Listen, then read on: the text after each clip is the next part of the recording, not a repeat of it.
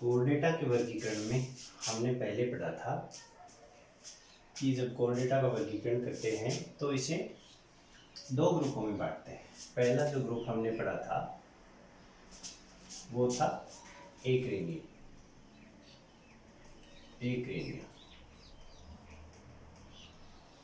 और दूसरा है क्रेनिएटा। इस एक्रेनिया या एक्रेनिएटा या और क्रेनिएटा, तो हमने एक्रेनिया में पढ़ा था कि इसके अंदर क्रेनियम अनुपस्थित थी, इसीलिए ये नाम ए आया था, एक्रेनिया। तो ऐसे जंतुओं में क्रेनियम अनुपस्थित थी और इस एक्रेनिया जो ग्रुप था इसके अंदर हमने 3 सब फाइलम पढ़े थे। हेमिकोर्डेटा,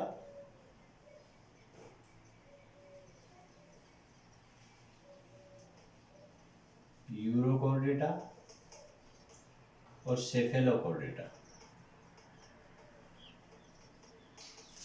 ये 3 सब फाइलम हमने पहले पढ़ ली। अब हमारा जो आज का है टॉपिक वो है ग्रुप बी के है। ये ए ग्रुप में हमने पढ़ लिया, बी में क्रेनिएटा या यूकोर्डेटा। इसमें यूकोर्डेटा मतलब वास्तविक जो कोर्डेट जंतु हैं वो सम्मिलित हैं। इसमें पुराने लक्षणों वाले थे तो इसलिए इनको प्रोटोकोर्डेट भी कहते थे। प्रोटोकोर्डेट, तो ये तो प्रोटोकोर्डेट थे और ये यूकोर्डेट है, वास्तविक उच्चतर लक्षण। तो इनमें विकसित लक्षण होते हैं, जैसे स्पष्ट सिर का उपस्थित होता है, जबड़े हैं, क्रेनियम है, ये सब इनमें विकसित रूप से पाए जाते हैं। तो विकसित लक्षण हैं, इसलिए इसको यूकोर्डेटा कहते हैं। अब इस यूकोर्डेटा के क्या होता है, जो ये नाम दिया था हमने पहले भी बताया कि क्रेनिएटा नाम जो दिया है, को जो ब्रेन है वो एक सुविकसित खोल या आवरण के अंदर सुरक्षित है। और वो जो आवरण है वो या तो बोन का बना हुआ है या कार्टिलेज का बना हुआ है। तो बोन या कार्टिलेज का जो आवरण है वह आवरण क्रेनियम कहलाता है। तो ये क्रेनियम इन जंतुओं में उपस्थित होती है और इसीलिए इन्हें क्रेनिएटा कहते हैं। अब इस क्रेनिएटा जो ग्रुप है इसके अंदर केवल एक सब फाइलम है। इसमें हमने 3 सब फाइलम पढ़े थे और इसमें केवल एक सब फाइलम है और वो है वर्टिब्रेटा। वर्टिब्रेटा नाम कैसे आया ये देखते हैं कि जो नोटोकॉर्ड है वो पाई जाती है और ये नोटोकॉर्ड इन जंतुओं में वर्टिब्रल कॉलम में रूपांतरित हो जाती है। वर्टिब्रल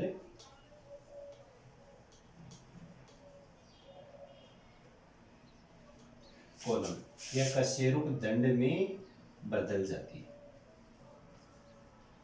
और ये जो कशेरुक दंड है अनेक छोटी छोटी वर्टिब्री से बनता है, अनेक छोटी छोटी कशेरुकाओं से बनता है। अनेक कशेरुकाएं हैं वो मिलकर वर्टिब्रल कॉलम का निर्माण करती है।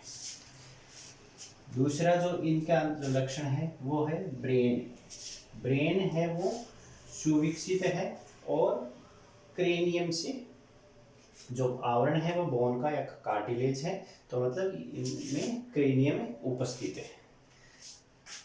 अब इस जो वर्टिब्रल कॉलम है इसके अंदर तंत्रिका रज्जु उपस्थित होता है।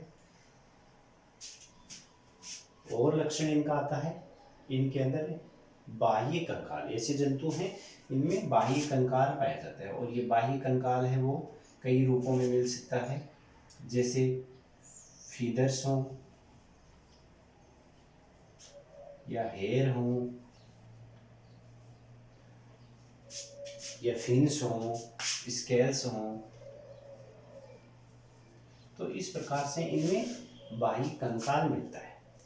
तो ये लक्षण अपने इस वर्टिब्रेटा के मेन लक्षण होते हैं। अब ये जो वर्टिब्रेटा जो सब फाइलम है इसको दो डिवीजन में बांटा गया है।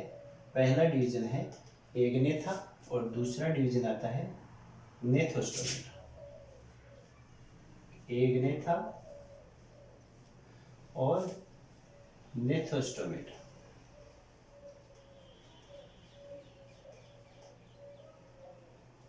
नेथोस्टोमेटा, ये जो नाम आया है ये जबड़े से आया है। तो मतलब एक नेथा, ए का मतलब अनुपस्थित, नेथा का मतलब जबड़ा।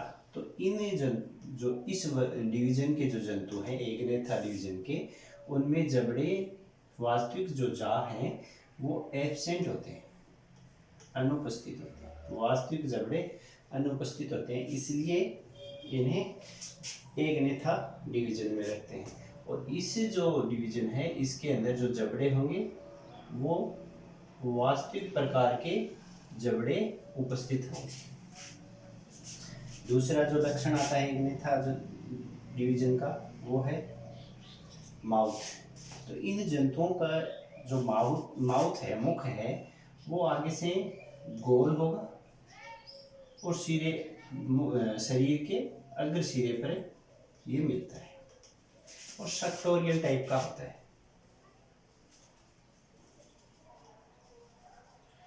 अग्र सिरे पर मिलेगा और सेक्टोरियल तरह का मिलेगा, जबकि इनमें मुख है वो अग्र सिरे पर नहीं मिलता है। आँख, आईज की बात करते हैं तो इन जो जंतु हैं इनमें सिर के दोनों तरफ दो आई, एक जोड़ी आई है, तथा मध्य में, सिर के मध्य में एक जोड़ी, मध्य में एक आँख और होती है और उस आँख को कहते हैं पीनियल आई। पीनियल आई, पीनियल नहीं। तो 2 + 1 तो 3 आंखें इनमें पाई जाती हैं।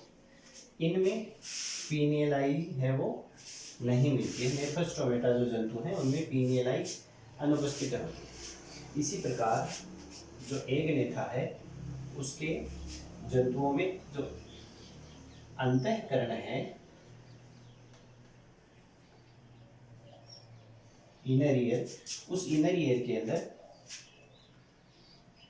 2 या 3 सेमी सर्कुलर कैनाल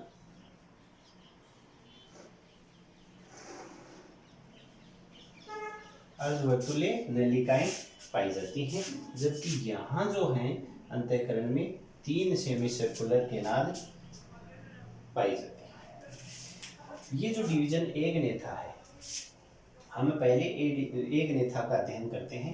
तो एगनेथा को अंदर 2 क्लासें आती हैं।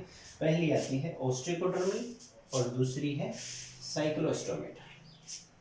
तो ओस्ट्रिकोडर्मी है, इसके जो जंतु हैं वो मछली जैसे जंतु थे ओस्ट्रिकोडर्मी के, और इनके बाहर जो आवरण, जंतु के बाहर आवरण पाया जाता था, स्केल्स का आवरण था।